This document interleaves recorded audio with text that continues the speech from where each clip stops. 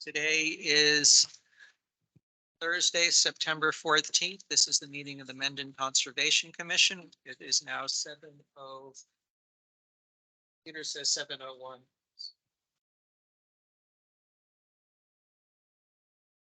How you doing?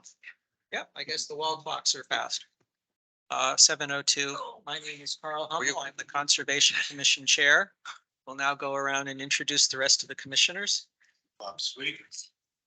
Susan Cahalan, co-chair. Mike Amandoli. Tim McCarty. We have our latest member on the Zoom call.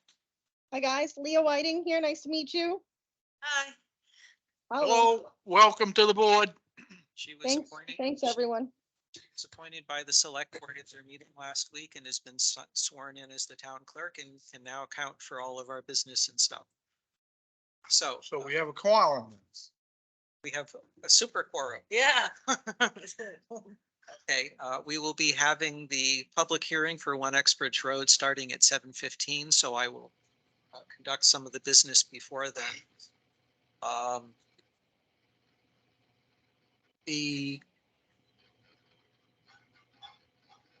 I'll talk about first will be status of hiring a new clerk agent.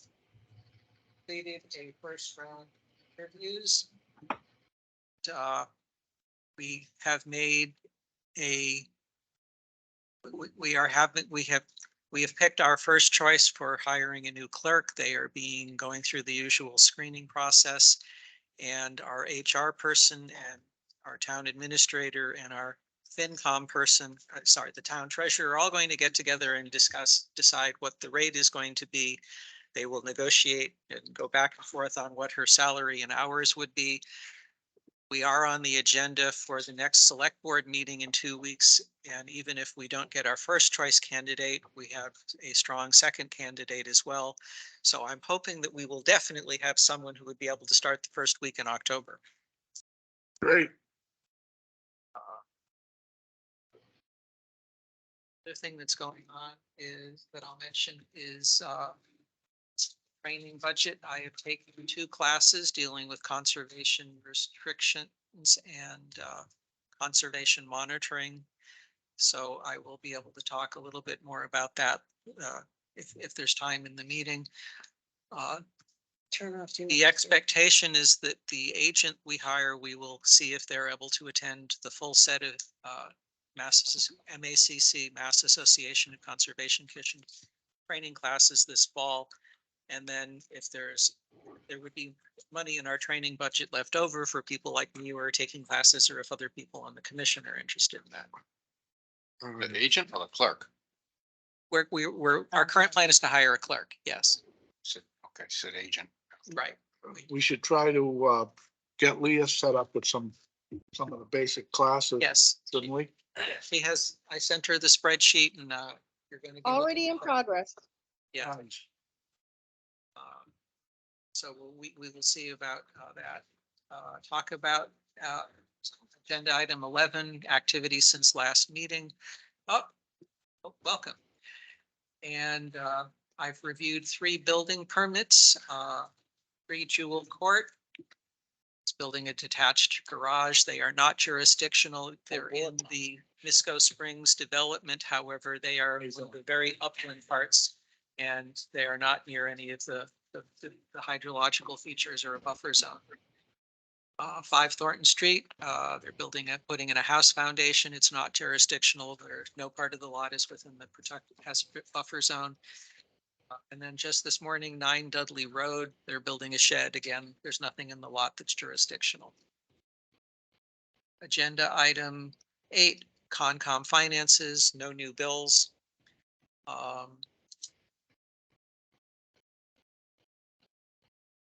So last thing I'll talk about is what I have as agenda item for Concom housekeeping. Leah Whiting is on Zoom call. She's expecting to be attending future meetings in person. As we now have a full membership of 7 committee members, I want to have elections of a chair and vice chair to be taking place at our next meeting on the 28th. I will be putting my name forth as nomination Susan, you can decide what you want.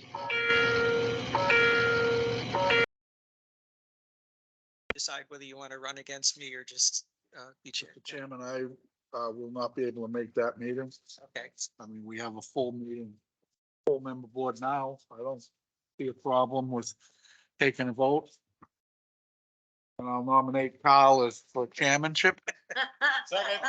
Third. Aye. well, if you want to put me into it, Stay in the same role, it's fine, so I can learn some. okay. And I'll nominate Sue for vice chairman. Second that.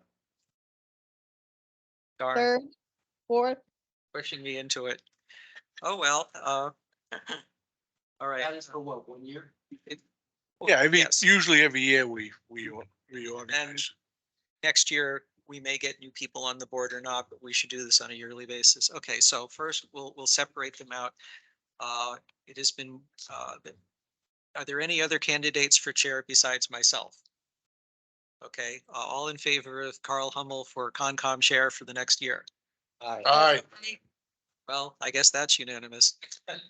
We also have nomination for Susan Cahalan as vice chair. Any other people wish to put their name in as vice chair? Okay, all in favor? Aye. Aye. Okay, that one's unanimous as well. Well, I guess we don't have to wait until next one. The third thing about Concom housekeeping that I put in here is discuss the role of the chair in voting. Robert's Rules of Order very specifically does not say whether the chair should be making an active vote in terms of doing anything other than breaking a tie. However, that is superseded by the Mass Wetlands Protection Act explicitly states that the chair is considered a full voting member.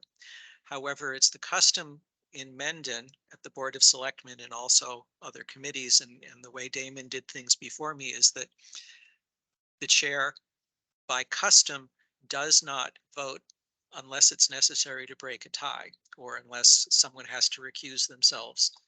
My intention is that I would follow that custom, but I wanted to have a conversation where we could say this explicitly because I want to avoid any future problems if it comes up down the line.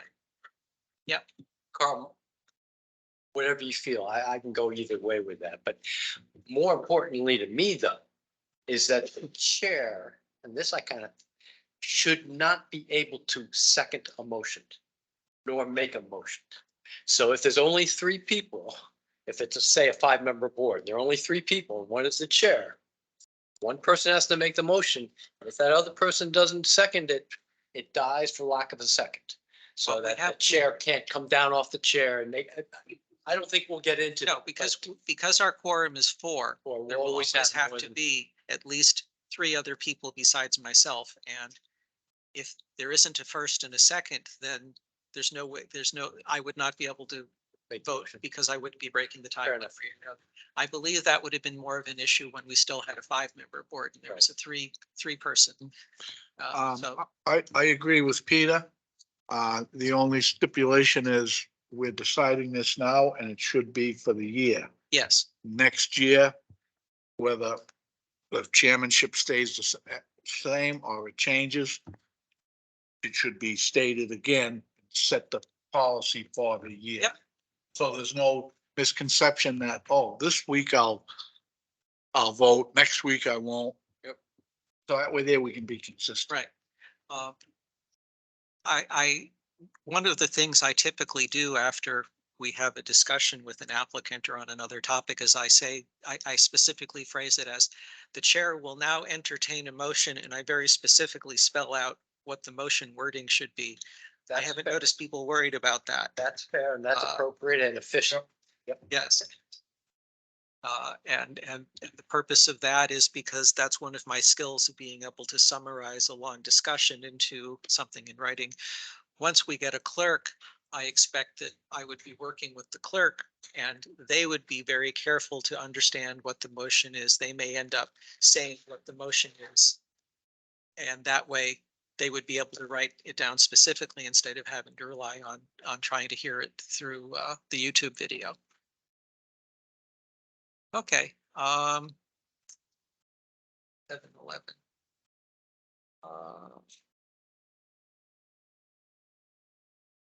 The other item that we have that is not, that is relatively short is the Lake Task Force.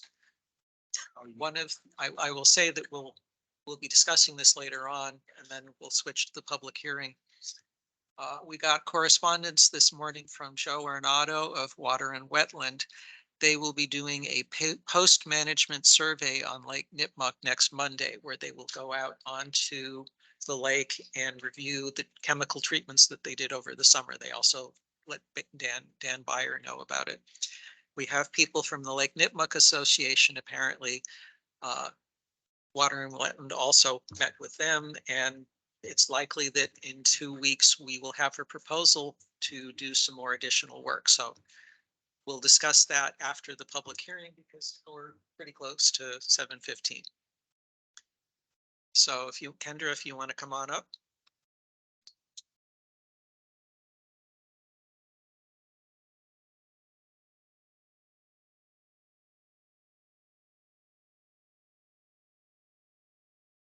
Do you want to? Right, yeah, I can put it up there.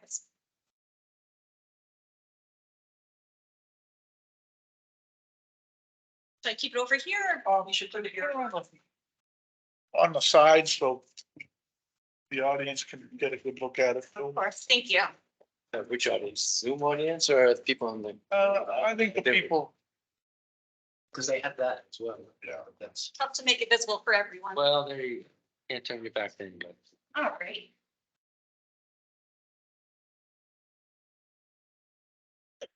Maybe just shift it back just a little bit.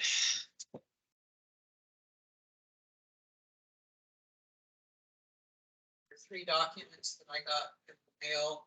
Is there one in particular you're interested in looking at first? Let me see, I guess we can pull up the plan. I think sheet 4 is the one that I have here highlighted, so it might be good to. have Yeah, them but both this is while we nice and discuss colored. it. We like the color. Again, trying to make it visible. Leah, are you able to see what I'm presenting?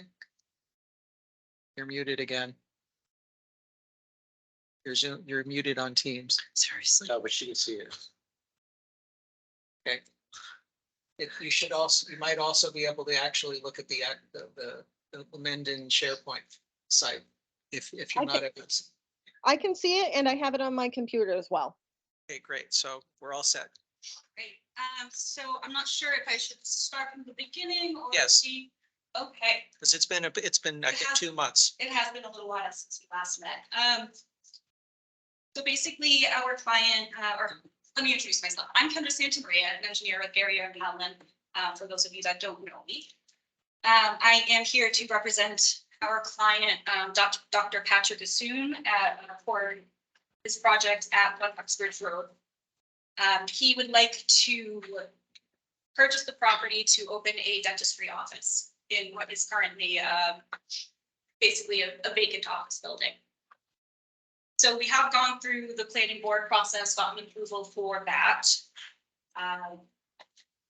And I guess, so basically in addition to making a change to the building, they want to increase the parking lot to ensure that they're able to accommodate any additional clientele here. In addition to expanding the parking lot, they are proposing, or we are proposing some changes to the drainage infrastructure. Currently, there's a small infiltration basin. We basically want to make that larger to accommodate the additional impervious area that we are proposing. Since the first meeting, there have been some changes to the plan, and I will roughly outline those. The first of which is not shown in this view, but we did move the snow storage area from this area here up towards the road. That was one of the requests that we received to try to get it out as far from the 100-foot buffer. So we did that. In addition, at the request of the commission, we had the wetlands redelineated as we were working off of an old assumed line. So that is reflected here, and these wetlands actually do end up a little bit further from our project than what we were originally showing. Based on the wetland scientist who went out and performed the delineation. So where was the first line? Which one? The first line, I don't have it on this plan, but it was pretty close to this 25-foot. It shifted 25 feet, right? It was approximately 25 feet, yeah. After the previous meeting, I had a sidewalk with one of the commission member members. Who expressed a little bit of concern about the wetland line. So I did take the time to meet with the wetland scientist on site. To take another look a little bit closer at the wetlands and see if any of them needed to be moved. She did That's- move, That's this letter that you sent us. yes, yep. She did move. She shifted one of the flags. GCA 31 was replaced with GC 31R for revised. Okay. It's about 10 feet upland. But the rest of the flags, she kept where they were. So that did shift a little bit here. But really does not have significant impact on the project.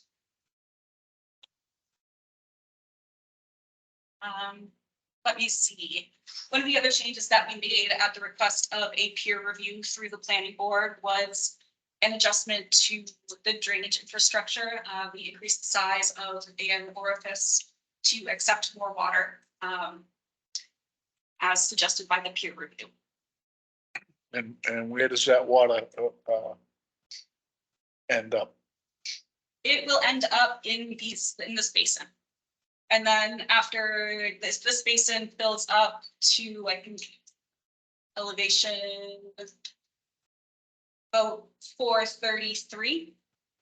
Then it will start going into this overflow structure, which will carry it out towards the wetland.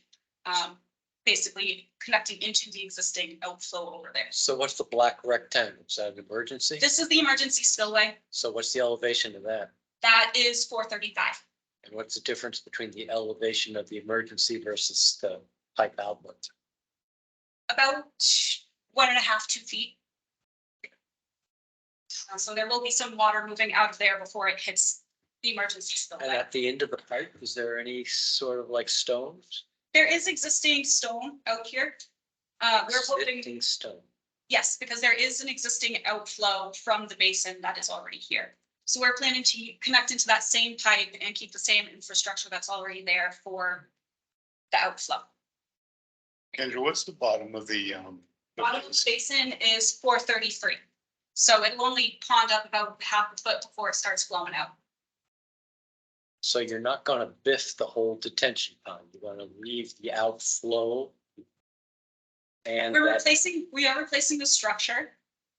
But it is going to connect into some existing pipe that's there. Hoping to reuse as much as is there so that we're not digging around back there, and hopefully we can just connect into the pipe as close to the property or project as we can. Do you know how many square feet that detention basin is? If you're only holding a half a foot of water? I am not sure off the top of my head. I can, Because that Dig whole into parking that. lot is going into there, right? yes, So in these last few storms that we've had, we've been getting 4 to 10 inches of rain. It'll overflow that thing in 20 minutes. I've designed this per the standards of the state and local regulations. That's all we can ask for. What are they, what are they designing? For 100 year? So yeah, it's designed for a 100-year storm. What size is the existing outflow pipe now? It is currently 12-inch concrete out there. Oh, We want to update them into islands. so your favorite, Mike, concrete? Concrete pipe. I was the one who went on sidewalk and then looked, okay, there was like an existing water. There's like a hole, I don't know, it's like a pond. I'm not really sure what that is. I'm not sure what it is. It looks like somebody made a little pond there. We're not planning to touch it. In that thing. Uh, Could be a sump. There's a water one. Little silt summers. kind of a safety concern for whoever, if that kid's walking. Understood, yeah. Where is it? It's in the property line, there's a little funky, the orange, but Yeah, so I think that feature that you're mentioning is somewhere in this general area. But again, we weren't planning to touch it. so I don't have a problem, and I guess I'd, unless anybody else has questions. No, that sounds textbook, to be quite honest. How many spaces are you adding from the existing? BC, I don't know off the top of my head. 10 or 12, right? Because I'm gonna How many do you end have up now? have 18 there or something like that. See, we're proposing 15, we're proposing 21, and I'm not exactly sure how many there are existing. They're doubling anyways. I think there's about 10 there now. Yeah, so about doubling the parking. Where's garbage? Oh, Yeah, we have there. the garbage here. Oh, that was the thing about the grade there, where there's stone wall Yeah, we around have that. a wall basically I- on either side of it to make a little pad for the dumpster there.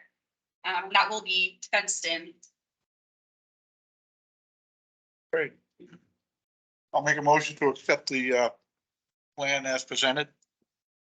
Okay, so I have a question. Can I ask one question, guys? Yep. Is there a map that reflects the difference between the old wetlands marking and the new wetlands marking? yes, let me bring it up. And I had one as well. Since you're sloping to the neighboring property, are there any, contours showing? So along here, is that where you're mentioning? Yeah, So along here, we are proposing a berm. okay, There is already a little bit of a berm there to create a swale. So we're Okay. going to basically redefine that and make sure that the stormwater does stay on this property. all right. And then once it gets past here, is a large property that goes towards significant wetlands. That's a structure out by the street where the entrance is. Right there. Right here? Yes. We're proposing a small grading adjustment to keep all of the water on the pavement because we don't want anything going into the street. So we're trying to make a little bit of a divot in that parking area to direct the water across here into that swale. Okay, any other questions? Anyone in the audience or on the Teams call have questions?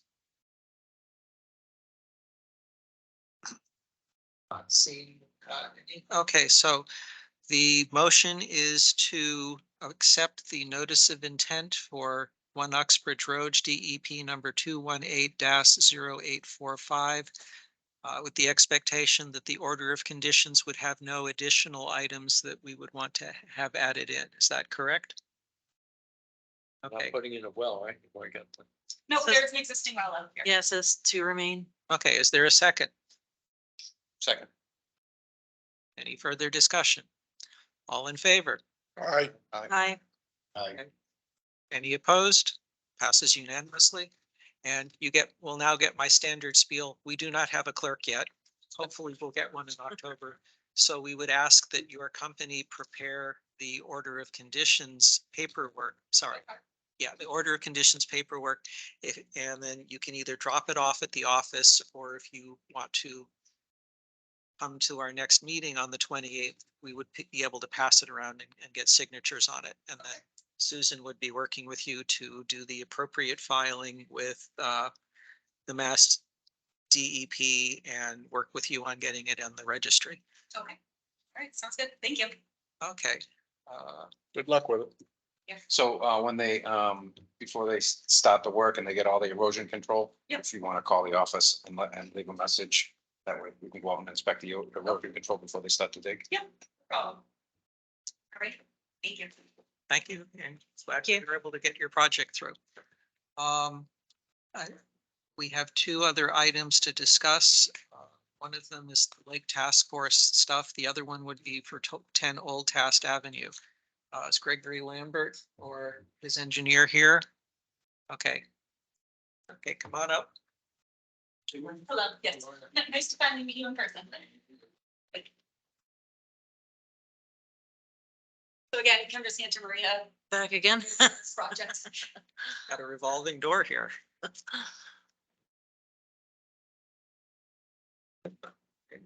I will give a little bit of background for Leah. Gregory Lambert bought Old Taft Avenue and did some construction work of putting a stone wall within the Lake Nipmuc protected buffer area.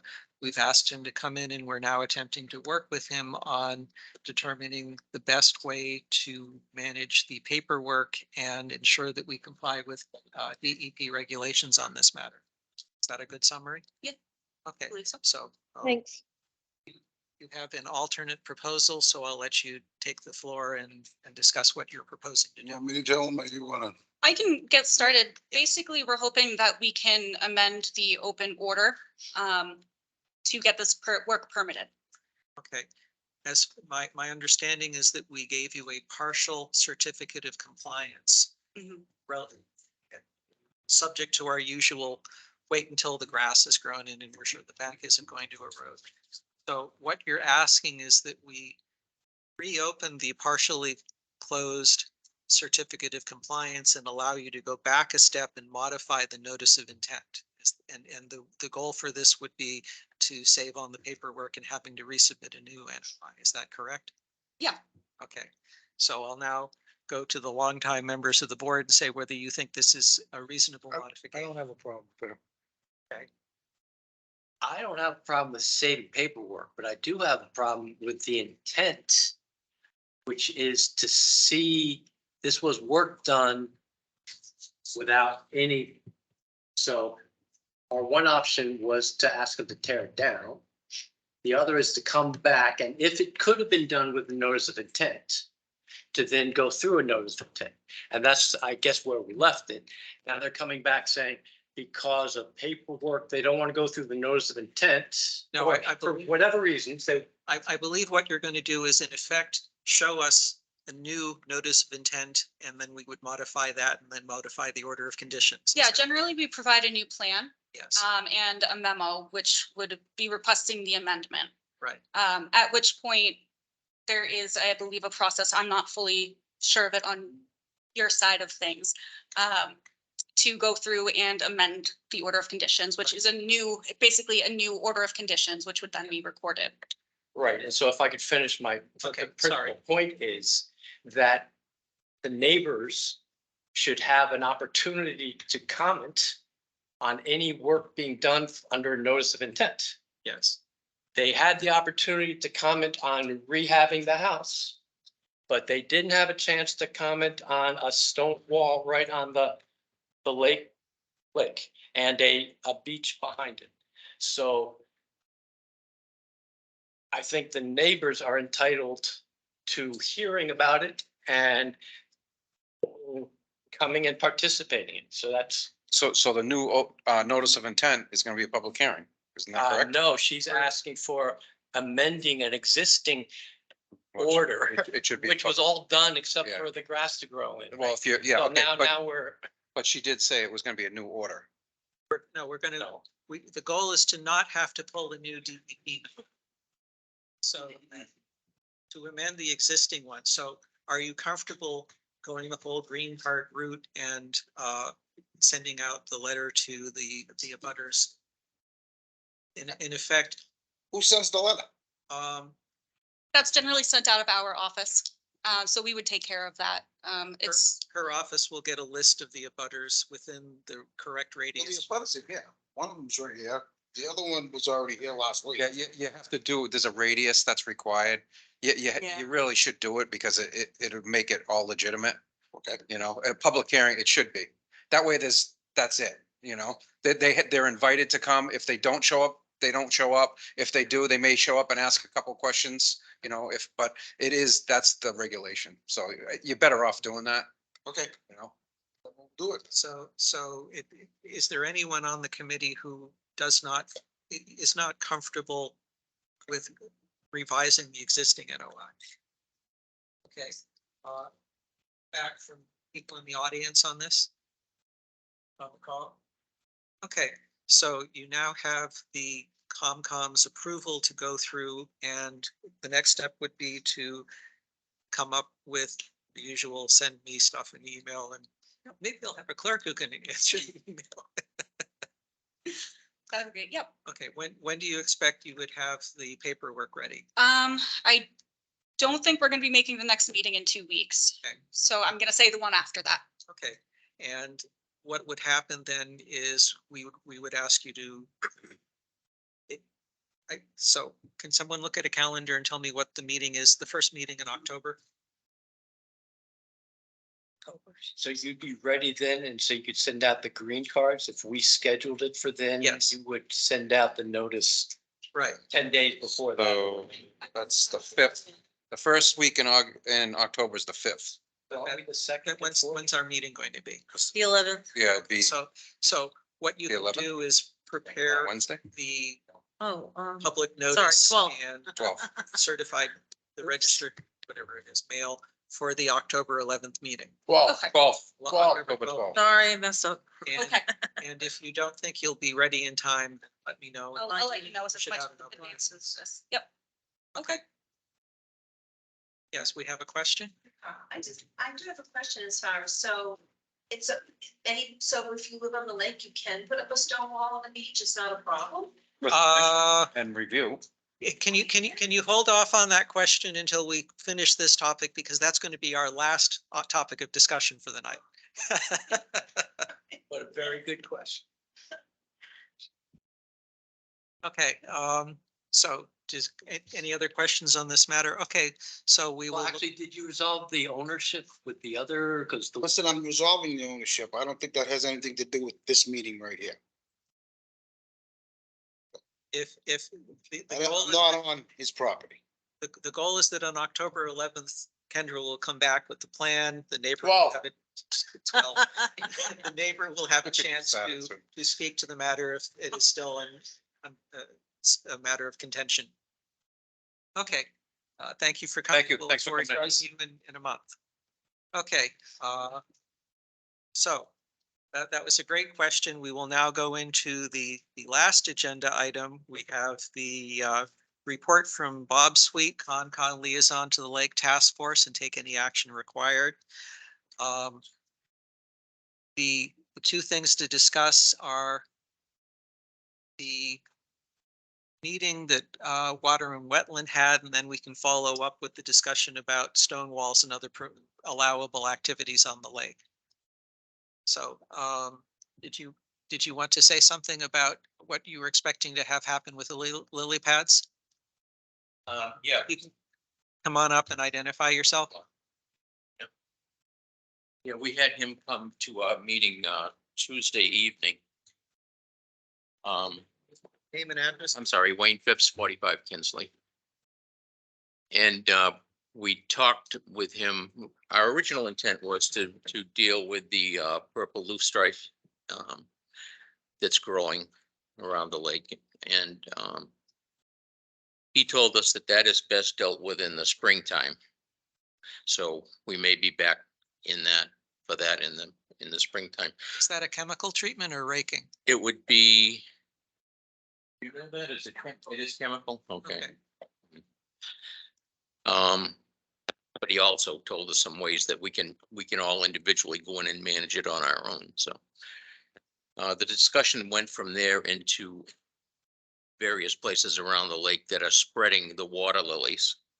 So, I didn't know he was going to come out Monday, so, he said that that type of treatment should take place in September to be totally effective.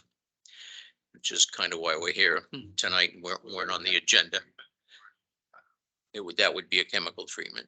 Yeah, it wouldn't take, we don't want to remove all the water lilies because many people like them, but it would be a selective, where they would choose this as a selective area. They are starting to get a little bit more prolific over by the outlet. So that would be one place to have him take a look if you have correspondence with him. But he said that that would not be an expensive treatment. He guessed at about $1,000 for the lily pad. Which, so we're hoping that after his report, that we can go ahead and do that. Let him selectively choose where we should act. What I'll do is, in the next 2 weeks, have a discussion with the town treasurer on what our line item budget is for Lake Nipmuc treatments and see how much is in the account and what we can expect to have both for the fall and the spring. In terms of where on the lake, I'm going to dump this on you.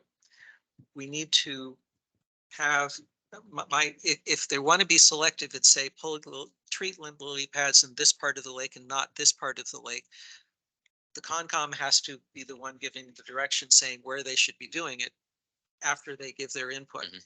So what I would ask is that the Lake Nipmuc Association, Bob, you work with them and decide where on the lake the Right. the We can treatment get should a- happen in the next month. Lot from the lake and then pick the spots that would most be desirable prior to lapse.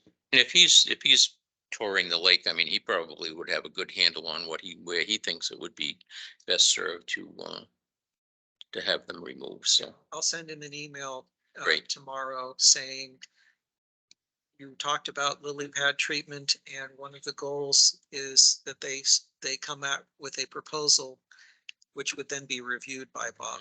Now, if this needs to get done in 2 weeks, may not didn't have a chance to review it as a full board, so I'd like to ask the other commissioners, are you comfortable having Bob directly make the decision on where the lily pad treatment should be? I am. And he would be working with the lake. I'm even comfortable with letting it in the hands of the professional. You hire them to do it, but Mhm. 'cause I don't think there's no political decisions, about this person doesn't want it, but. Can I ask you a question? Keep us all in. Yep. Do you guys mind? Okay. Do we know what kind of chemicals he's gonna be putting in the lake? It'll be in the proposal they send us. Okay, okay, that'd be good to know. If you want, I can try and find the document that he gave us back in January, which listed the treatment and the chemicals that were used over the summer. Okay, that would be great. Thank you. And check in with Dan Byer because he wants to make sure whatever they're treating doesn't impact the town beach. And that would be a good thing to publish too. I got 2 emails over the summer asking that question. Okay. I think I directed them to you guys.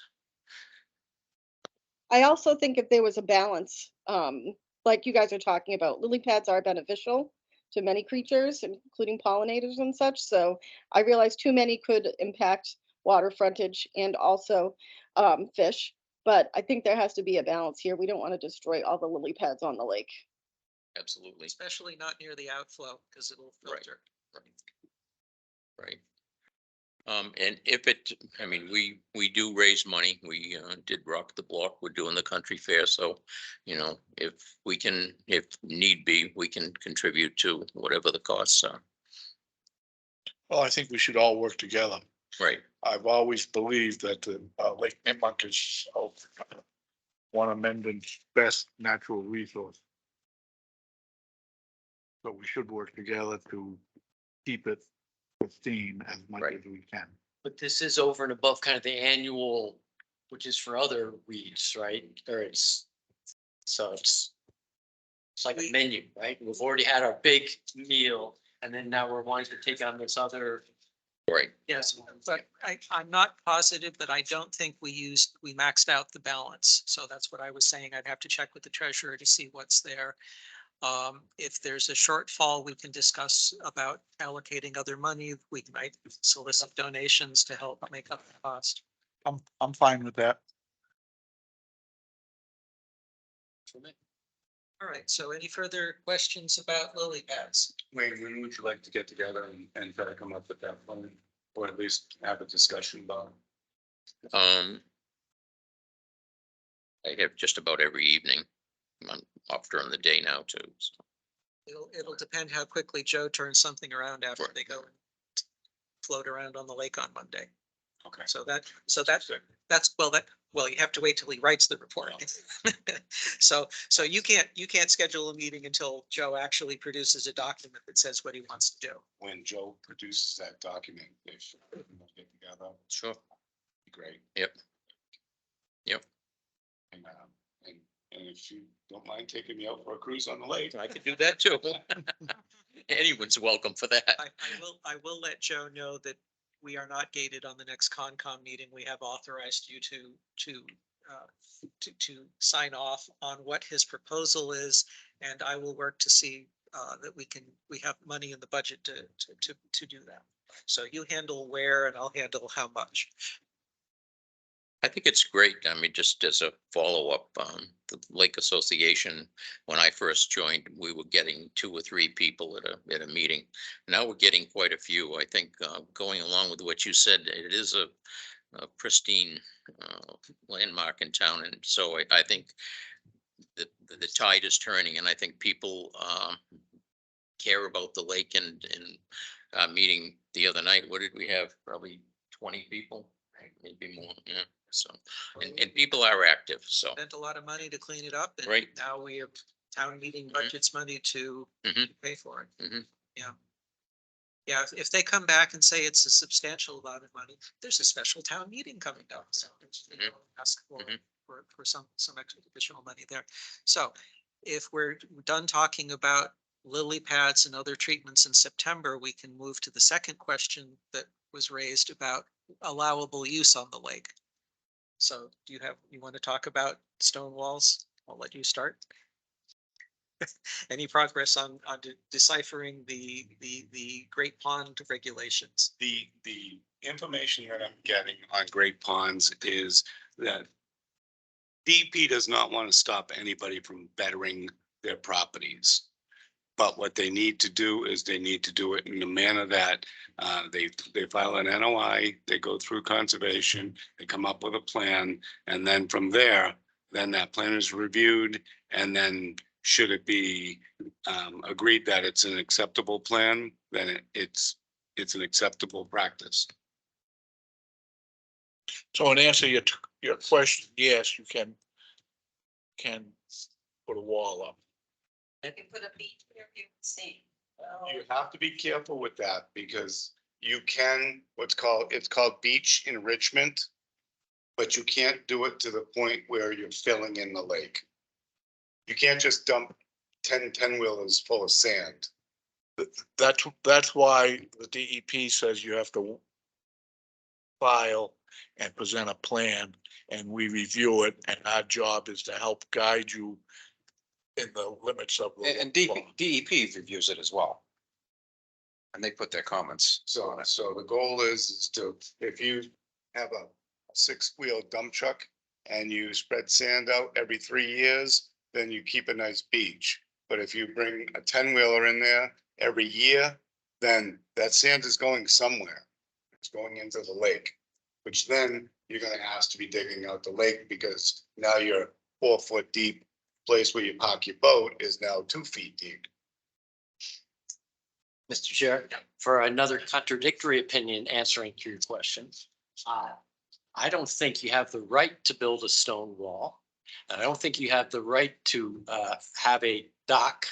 And whether it's a Great Lake or anything, it's a wetland, it's a water resource. And so if you're going to be doing work within 100 feet of the resource, you're supposed to come to us. We're supposed to interpret if that work done in the buffer is going to impact the resource. And if it's going to have a negative impact on that resource, then it is a matter of judgment. What is the need that should be met with? You need access to your pond. Do you need access with a dock? Do you need a trail? Do you need a lawn right down to it? So there, I would suggest there is a great deal of room for interpretation of what is allowed in the buffer.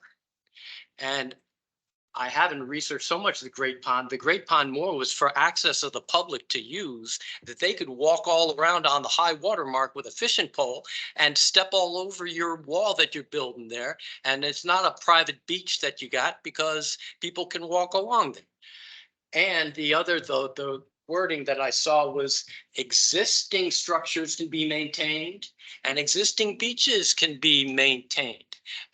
New beaches, not so much. So I'll leave it at there. I would say it's a good discussion to have as to the lake, because people are living on the lake, right? And there's homes and lawns that have been there for years. I get that. But it's also, you can't run it the way that your granddad did.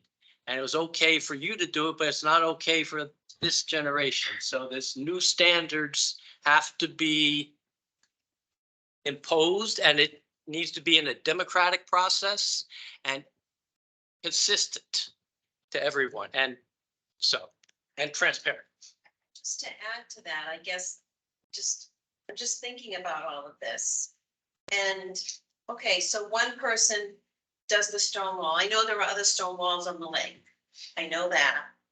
But many of the ones that were done did not put in such extensive beaches in front of that stone wall going into the lake, okay? We're not just talking about like 4 feet of wall and a little bit of space to play. I get that. Families want to be able to have their kids play in the water, have a little bit of sand and all that. I get that. But so if that person does it, and then the next person says, okay, well, it's okay, I'll go through the notice of intent. And now I'm gonna put in a beautiful 35-foot wall, and I'm gonna put in a nice big beach. And then another person, and then it goes on. Well, aren't you affecting the quality of the lake water? And that's what we've been, worried about with all this testing and everything. So to me, we're spending all this money, but if we allow this, then we're defeating the purpose of what we're trying to do. I'll take a response, and you have identified one of the shortcomings with the existing process. This also showed up with our review of the warehouse project earlier this year. Each individual project that comes before us, we look at and say, do you meet the Wetlands Protection Act and town bylaws, EPA regulations? What has been missing and what you're talking about is when the solar farm comes in, when the soccer fields do work, when the Cape Road warehouse project comes in, each of those projects individually is getting an approval, but we now need to look in terms of the wider impact of the whole hydrology of things. So one of the goals that I'm seeing, both with whenever they start building in the Cape Road project and also what the Lake Nipmuc Association, the town of Mendon needs to start thinking about that larger area of impact. Leah, you've had background in this as well. Come off mute and give an opinion. Yep, a little bit, yes. Yes, and I think that once we get a good system in place and people know that they need to come to us and do it the right way, and we have recourse to make them do it the right way, or have them come back and fix it the way it should be. Fines as well. I think that will set a new tone. I'm hoping at least to get things done the right way. What may end up happening is that we may determine that in order to preserve Mendon's ecological resources, that we need to make a change to the Mendon town bylaws, in which case come up with a new proposal, have it reviewed by select board, or if we end up having a bylaws committee by that time, and then seeing who shows up at town meeting to vote for it.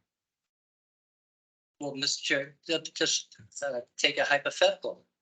Any lot on the lake, existing house, if they wanted to expand their yard or put in a tree and if it's within a 50-foot buffer,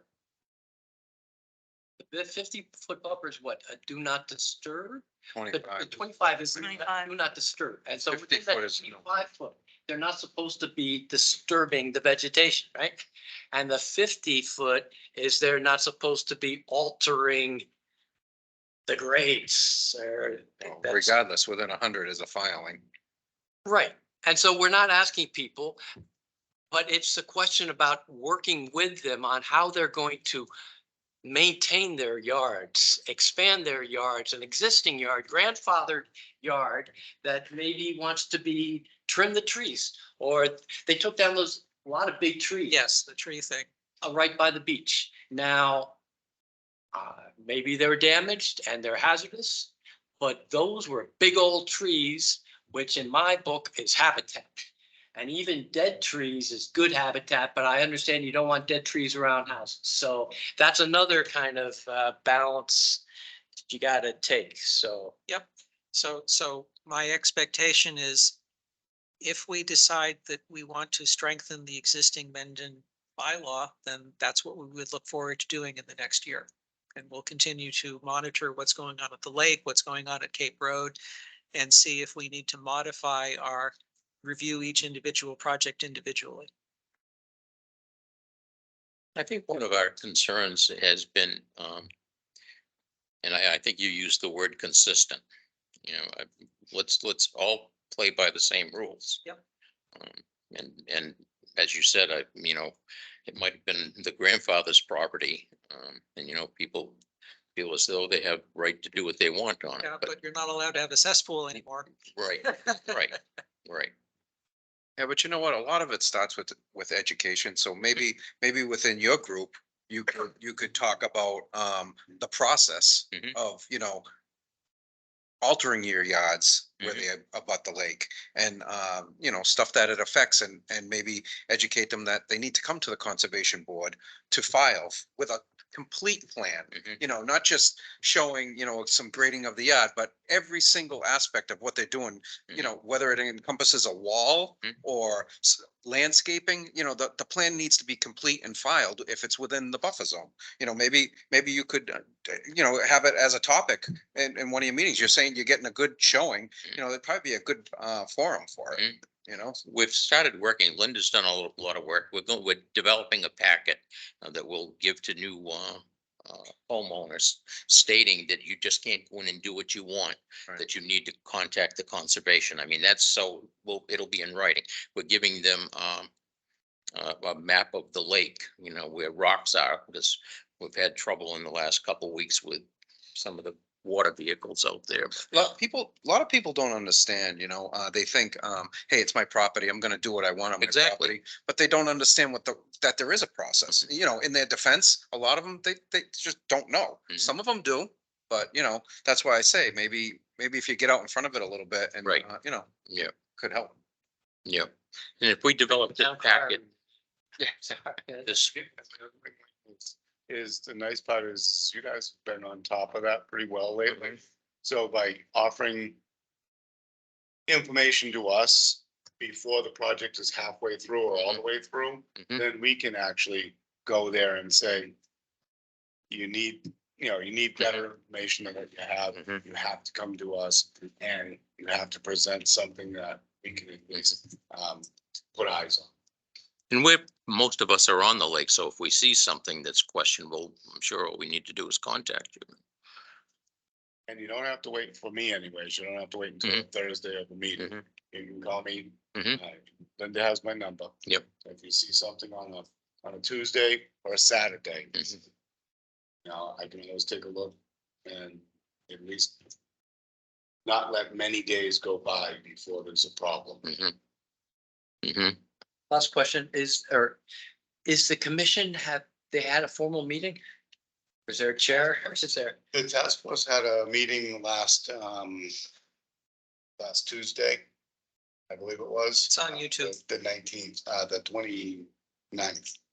And we elected the board members and we got our committee ready. Now we're trying to move forward from there. Cool. Thanks for taking it on. And like I said, I was supposed to meet on Tuesday with the Lake Association, but my son got married this weekend, so. Well, I guess So my new I was a little tired. Congratulations. Thank you. Just a kind of a quick question though, if you talk about if we're going to require bylaw changes, would that just be on the items that you handle, or in that bylaw, would it have to do with actions and speed and motors on We're talking the about the lake? wetland bylaw. Yes. That's okay. Yeah, not zoning bylaws. Okay. Yep.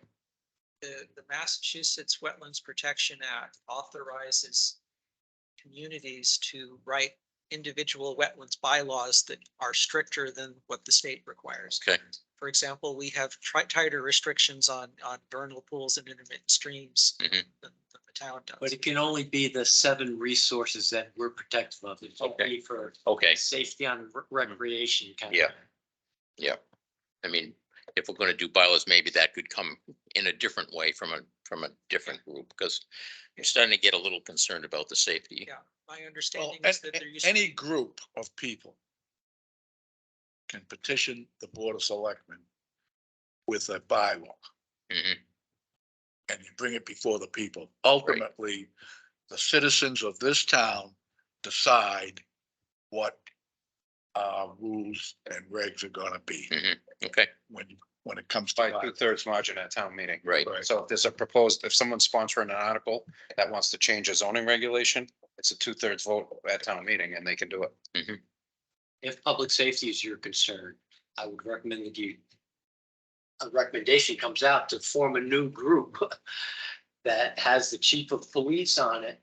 And then, because he has the powers to enforce the law. And so then it have a separate subcommittee on public safety. Are on you the talking lake. about speed limit? Well, there's a fine line there, because I did meet with the police chief, and, He doesn't want there to- weren't, it was more of a safety and a courtesy type of thing that should have been happening, but it wasn't a legal thing.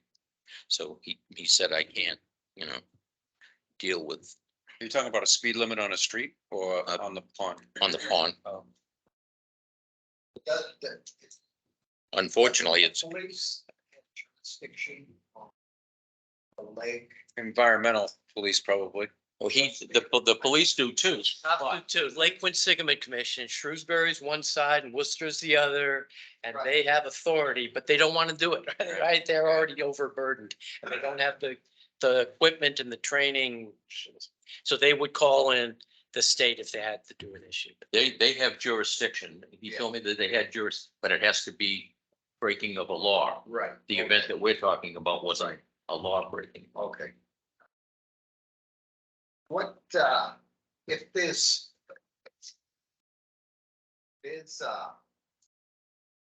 okay.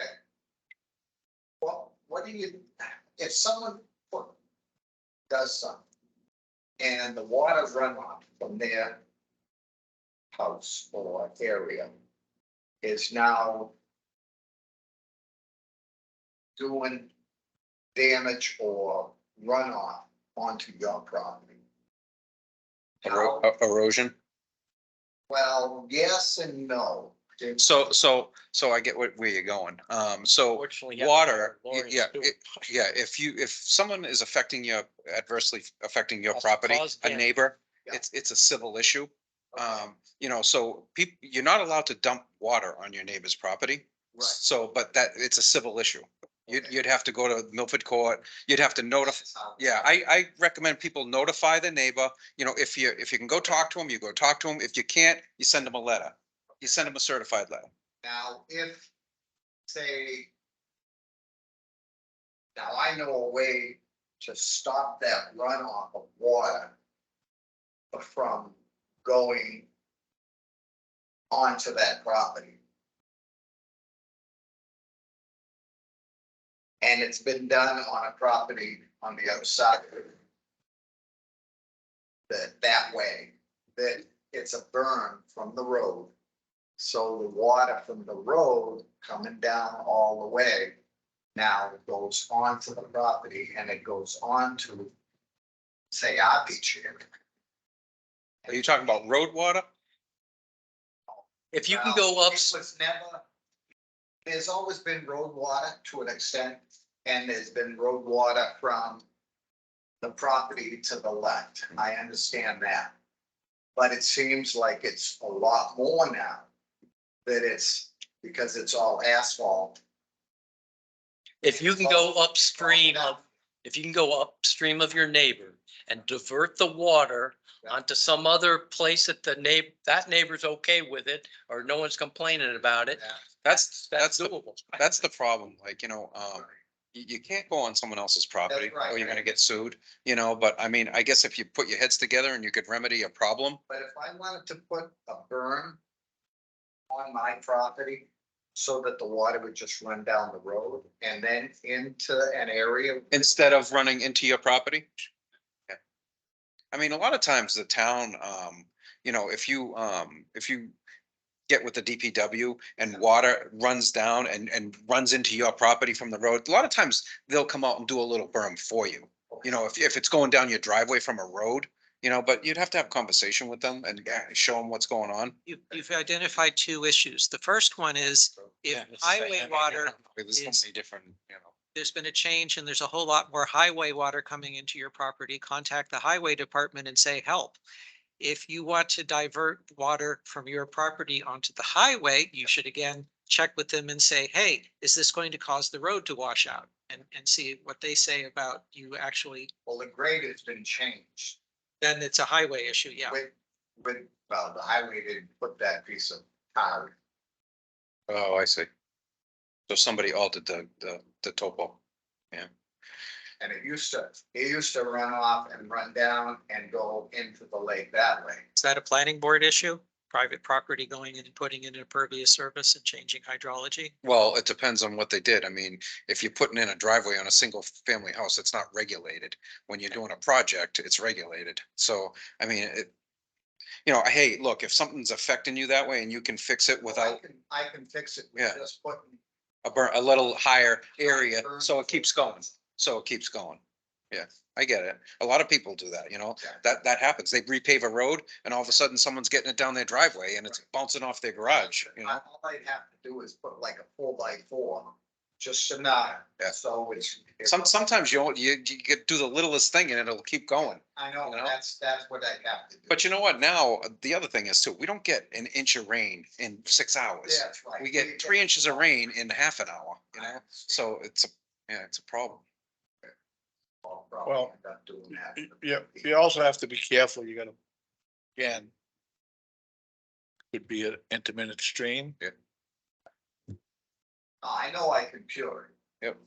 By just bringing that berm up just a little bit, so it's deterred, so. So it goes by your property and keeps going. Yeah. And it keeps going. Yeah. And it won't affect because there's a lot of grass in the area where it just runs right out. It's filtered. Right into the lake where it always been. I'd like to end discussion on this. We do have one other item and people on the Zoom call for us to talk with about it. So any final short comments before I cut you? Okay, great. I just want to thank you guys. I mean, it's nice to be able to work with somebody and We want to thank you for your efforts. And thanks. Yeah. we hope to support you if you Yep. need to go to town meeting for anything. Yep. Good. Okay, Thank you. Let me know when you get. Okay. Yep. Okay. so the last issue, we need to talk about the conservation restriction reports we've received from Metacomet Land Trust for the 2022 ones. One of the things I've done in the past 2 weeks is I've taken 2 classes. First one on Thank you. managing conservation land. And the second one, earlier this week, was on conservation restriction baselines. So now I know exactly what Metacomet is doing when they produce a baseline.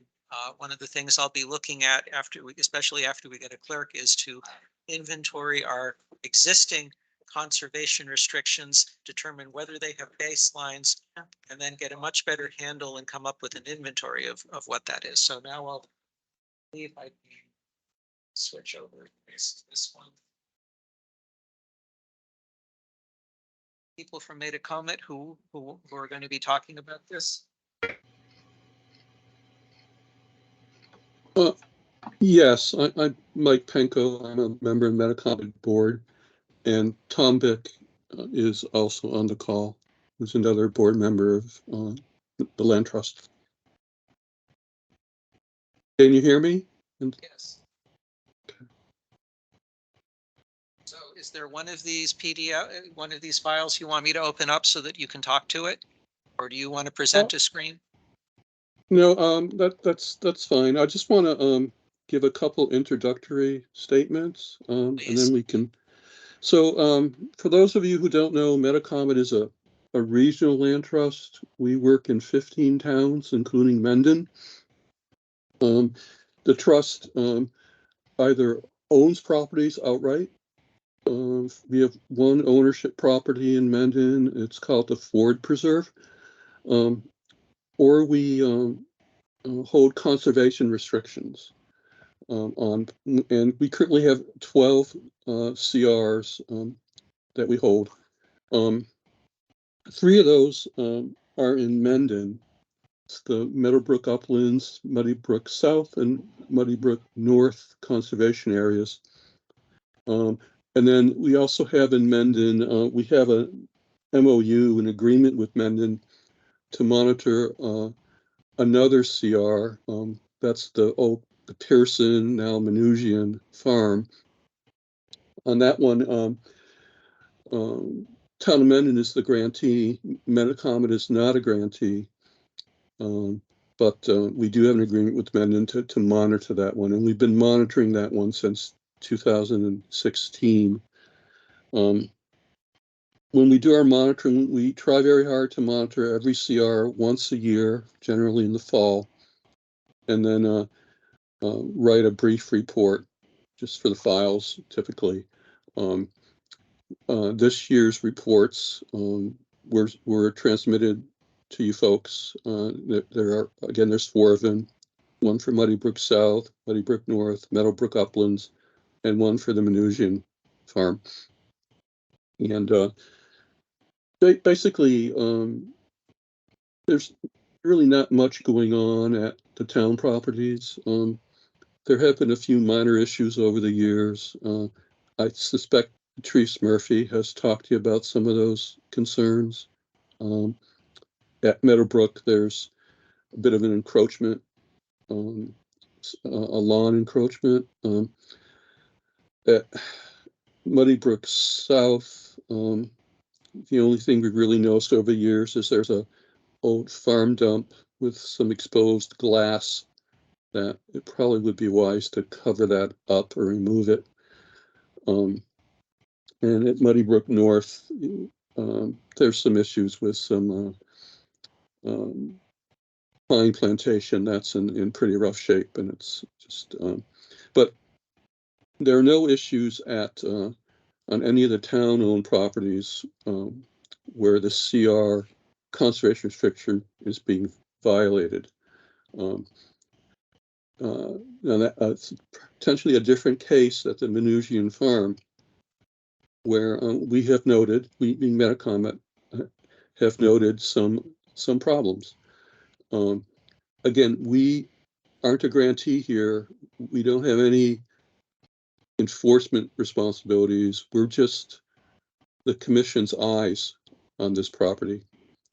Thank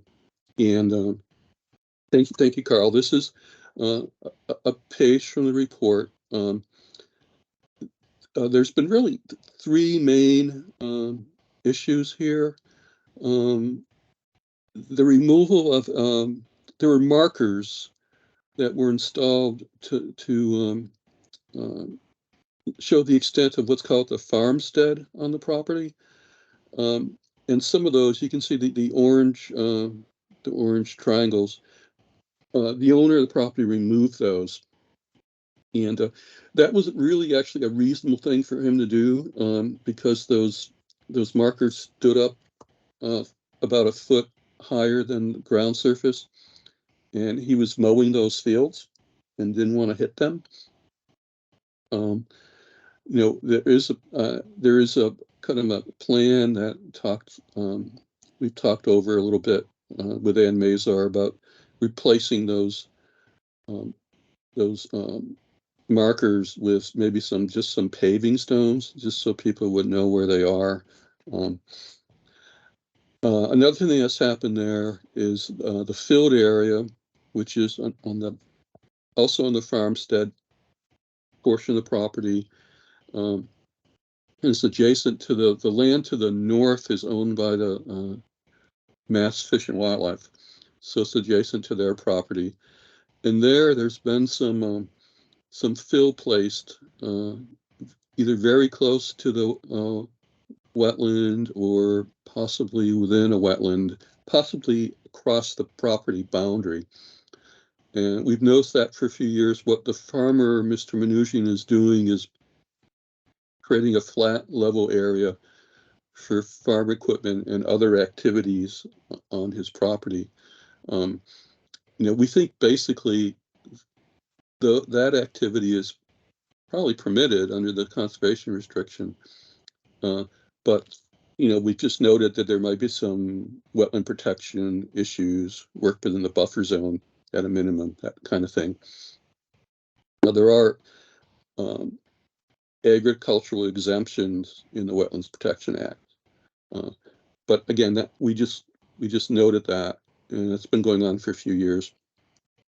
And then the other thing that we've noticed, and this was noticed last year when this inspection was done last fall, we noticed that some stone walls have been removed. Those stone walls are also within the farmstead area. But when we read the CR, and again, we're not enforcing it, we don't see where removal of those stone walls was permitted under the CR. And that's probably the main reason we're here tonight, is to alert you of that possible violation of the CR. We do our inspections, like I said, yearly. After tonight's discussion, I would suggest we schedule another site inspection sometime this fall. So anyone from the commission who wants to take a look at these areas could do so. I think Susan Callahan participated last year with Tom Bick and Barbara McAmey of Metacomet. Tom's on the call right now, or on the meeting. So Tom, I think I'll turn over to you if there's anything you'd like to say about this situation through the chair. I would like to speak. Yeah, go ahead. Can you hear me all right? Yes. Loud and clear. Okay. One of the things that we've been doing is that normally on our properties, when we have a CR and we have a violation, we take action, and it's our ability to actually, we have a legal defense fund where we can actually take someone to court if it was a egregious violation. We did have a swimming pool on one of our CRs at one time that had to be removed. Normally, in this situation, we probably would have, if we were the holder of this CR on this Mnuchin property, we probably would have taken legal action already.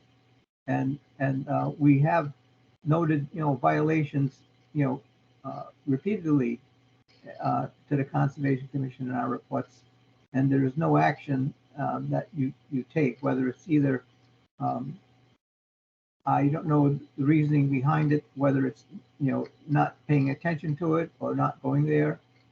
Also, we've never had a lot of response from the Conservation Commission coming on the site visits with us, and we've always notified the Conservation Commission when we're going. The thing is that we have no ability to enforce this, and the enforcement is on your commission. And one of the things that I feel strongly about is that if the Mendon Concom doesn't take any action on these violations, that I don't think we should be upheld to keep on doing inspection reports and reporting and it falling on deaf ears. I don't mean to criticize you, but I need that. I do believe that you have to take some action and be a little more involved in this, because again, we're not the holder of the CR, you are, and we're doing this as a courtesy to you of our inspections. So please note my concerns, and going forward in the future, I'm not sure if Metacomet wants to continue the relationship with doing inspections and letting it fall on deaf ears. So, and I don't mean to criticize you, but those are just my comments and my feelings. Thank you. My first question would be, is it, I don't know if you were here for the beginning of the meeting. We are expecting to hire a new clerk who would be participating in site walks and taking notes. Would we be able to wait until October to schedule site walks? Yeah, we always notify you when we're scheduling a site walk. Okay. So Excuse me, I think we could wait till October. The one constraint that the owner has put on us was during hunting seasons. He really doesn't want an inspection to occur during hunting season, except somewhat grudgingly on Sundays. So there'd be more freedom in scheduling an inspection with the homeowner if we did it before the hunting season, say in October. but when does hunting season for what he's? Deer, deer. Bull hunting season starts earlier, right? So when does that start? Season right now. What is the jurisdiction? It's all. Bow hunting? Bow hunting. Would he be requested to put that wall back in, or is that something that is done and gone now? That's square. Right, that's his farm there. Oh. That is up to Mendon. I believe, Tom, I believe some of the stone is still on the property. It's kind of been pushed to the back. Yeah, the stone wall has been pushed toward the wetland area. So he's just trying to flatten out an area, and make more space rather than follow a conservation plan. Right, but there was in the understanding when they were making the envelope for the property that there was, stone walls, I believe were supposed to remain intact and not be disturbed. And that's one of the things that, he ignored on this. Two questions about the CR. Possible location. When the CR was created, did it entitle him to do mowing? Before we go out there, we should read. Was something written into the CR that said he was allowed to go in and do the Then mowing we should find out or his property? applies to an. Yes, the CR allowed Let him bring it. agricultural activities on much of the property. Okay, so then that does make sense that the missing markers we can address and maybe come up with something flat or some other way of allowing him to carry out that activity. Jurisdiction. Yes, yes. I would want to take a look at the CR and see what it specifically says about the stone walls. So what I'll do is I'll follow up on our email Whatever the agreement correspondence says, then and we'd have to read that. see if I can find a copy of the CR in our SharePoint I can't file. make any If not, see if prompt your, to your, anybody your group until will we forward review that. all the facts. And what I will do is have something on the agenda for our meeting in 2 weeks. And you and I would come back with your input as to a recommendation to the Concom about whether we meet with the property owner and express our concerns with them. Well, Mr. Chairman, before we start dragging in the homeowner and following up on these accusations, I think we have to review the restriction. Yes, that's what I'm And going we- to be doing. And then I don't know if I couldn't hear you, if that's what you were saying, Yes. or am I just reverberating it? And we should look into any agricultural. Yes, and also look into what his ability is to do agricultural work within a protected buffer area because we're right to farm and the Exactly. entrance there. So again, I'm not about to see this committee go off half-cocked on a complaint before we do our due diligence. Yes. And that's one reason why I'm hoping if we can schedule a site walk with a clerk, the clerk would be able to participate and take notes, and that way we would have something in writing to refer to. After we review the restriction and his Yes. obligation, the agreement that he signed. Yeah. Carl, could I ask you to maybe put on our file the CR so we can review it at our. Right, that's what I'm, Pleasure. now, I've taken the 2 MACC classes about land management, conservation restrictions. I now know exactly what the legal basis is for a CR and when he's saying, the way it works is you can't, the person who owns the property can't also do the CR work. You have to have them separated, which is why Metacomet holds the CR for town property. In this case, the property is owned by the farmer and the town owns the CR. So that's why he's saying it is our responsibility to enforce the terms of the CR, the same way that if on town property there was an encroachment, Metacomet would be has the legal defense fund to take action. So that's why I'm saying yes. The first step is to do a review of the CR and the relevant rules and wetlands work regarding it. Second, we would be able to go out to a site walk and be informed and have a conversation with the property owner. So does that timetable make sense for you? Oh, yeah, as long as we're not just acting on No. So a whim here. So my goal will be that in our meeting in 2 weeks, I'll have an agenda item for review conservation restrictions and we'll have a further discussion and at that time see about working on setting up a site walk. I would ask that you also review your all the past years that we've submitted reports and reread those reports so that you have a better understanding of what we've overlooked over the years. Yep, and what I will be doing is looking in our massive SharePoint folders. We have something called conservation restrictions. So I will look through here and see what I have an inventory for and then reach out to you and see if that matches what you think that you're monitoring for the town of Mendon. Yes, please do. We have many of our files electronically on a Google Drive, and we can easily share them with you. We've got the electronic copies of the baseline report, the MOU, and all of the monitoring reports. Yep, and now that I've had some training, I'm able to understand what I'm reading when I look at them. And so I would be able to guide the rest of the committee in what the various legalese sections mean. Have any further things you want to discuss about the CRs? No, I don't.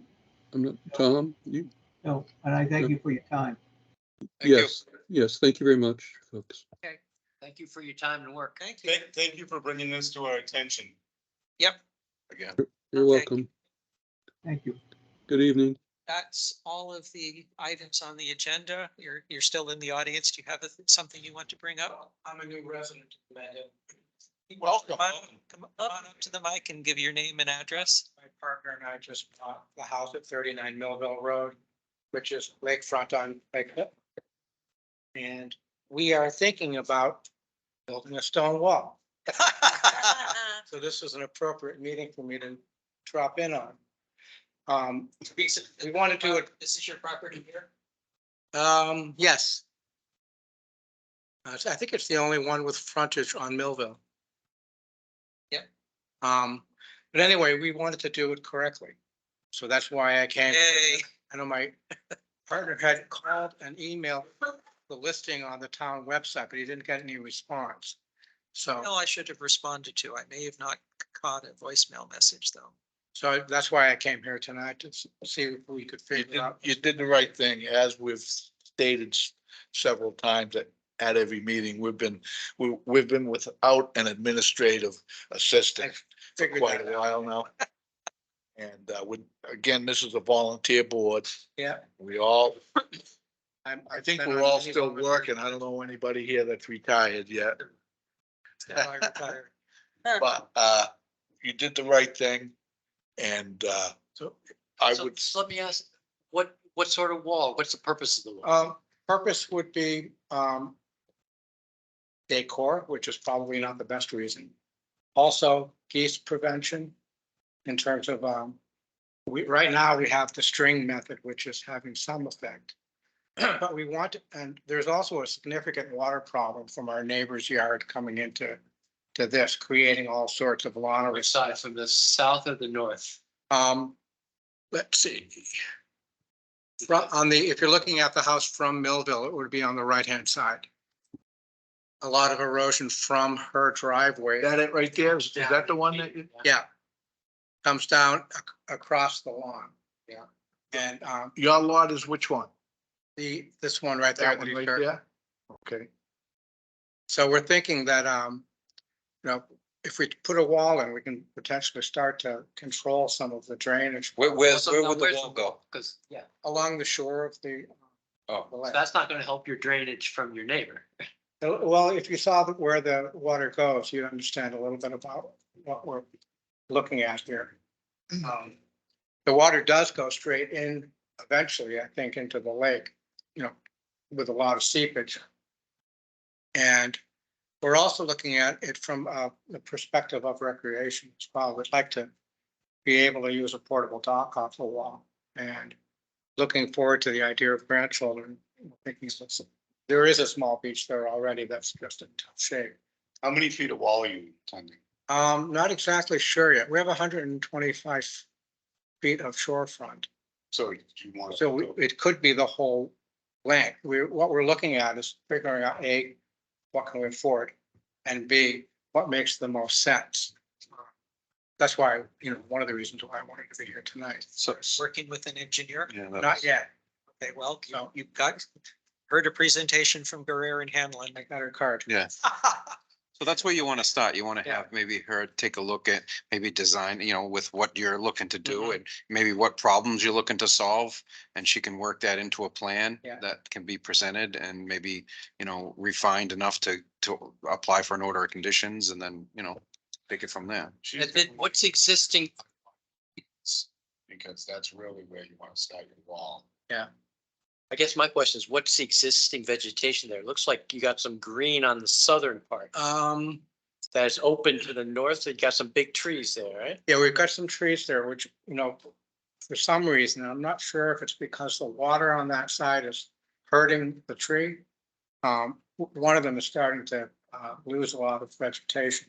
Well, depends on what they are. The ash. They're swamp maples. Excuse me? Swamp maple, Swamp maple. which should be okay in a wet area, but we're wondering if maybe too much water is coming down from the neighbor's yard. We're a little unclear on that, but. Well, I think your best bet, as you know, I believe you have the right to ask to do something on your property. And Peter's correct, you don't have the right to just do it, but this is America and you have the right to ask. And our job as conservation commissions are to try to work with the homeowner, the developer, and like Peter says, look at what the best outcome would be. So I would say, I would start with it, talk to an engineer so you can get your ideas on paper, formulate it and make it. Sounds like we would need to present those. Yes, Plan then you, here. then you'd file for a notice of intent. The engineering firm, as you heard, Right, knows what the process is and would just bill you. We'll guide you through it. For work costs. okay. We also just put in, much closer to the house, there was an existing concrete wall that the people there had prior to us must have planted years ago. The house was knocked down in 2020 and a new house was built. Which is why that you can see the solar panels on the roof, and it's a very nice home. But there was a retaining wall that's probably about 15 feet off the leach field. And there was landscaping on top of it that had cracked the walls substantially with root. I don't know why they put in large, but they did. And so we had it, Stone Fire came in and has put up a new barrier wall for that. And that's what got us into the thoughts about a wall for the shore as well. Was that wall necessary for the septic field perhaps? I don't know. You know, by placement, it's probably 15 Usually you feet. don't build a wall just for kicks. Yeah, yeah. I mean, we didn't put it in and we don't know why it originally was put in. No, I would imagine that the house that was there before originally probably had a cesspool. My understanding that it's supposed to be 40 inches above the water table in order to put a leach field in. Yeah, So this they is. probably built that wall to elevate the ground so that they could get that 40 Right. inches and get their leach. That would make sense, and it's a good, probably 15 feet from where the edge of the leach field is to my knowledge. Right, because you need 15 feet on this, in between, where your pipes end, you need 15 feet on each side. Yeah, Okay. with that. I think that. So having just moved in, it's sort of hard to know where everything is. Where'd you move from? This is great, it's nice. Where'd you move from? Milford. Oh, okay. So you're from the area? Well, I grew up not in the area, but I moved into Milford in 87. Yeah, I moved into this area in 84. Okay. Yeah, I'm showing my age. Yeah. And, okay, so it sounds like we would contact you, Carl, to set up once, or the engineer would know the process. Yeah, the engineer would know the process. Yeah, by then we'll have a clerk, so they will come to the clerk's office hours and get it on the clerk will draw up the agenda and not me. All right, great. The engineer can help you steer you in the right direction too. That's true. Yeah. That's true, because, I'm basically just moving into a new area for myself in terms. The other thing is go to the Lake Nipmuc meetings. Go to I the association. actually meetings. was there 2 nights ago for my first one. Good. Good. All right, well, thank you. Thank you. Welcome. For coming. Yeah, in. Welcome to town. Thank you. You too. Right.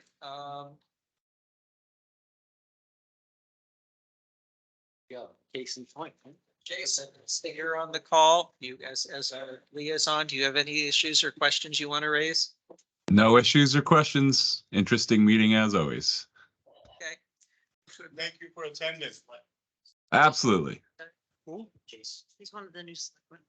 Yep, I don't know if you're our official liaison, but he shows up at our meetings sometimes. Darius formally. I am about to become a more official liaison. I will send an email to the board when we sort of solidify that, but we started talking about it at a recent board meeting.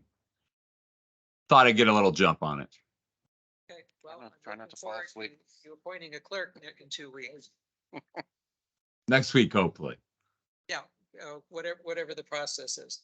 Okay, is there any other business? I'll entertain that last motion of the meeting then. I'll move to adjourn. Second. It's been moved and seconded. All in favor? All right. Okay. Aye. Passes. See you in 2 weeks. I don't believe I'll be out of town that week.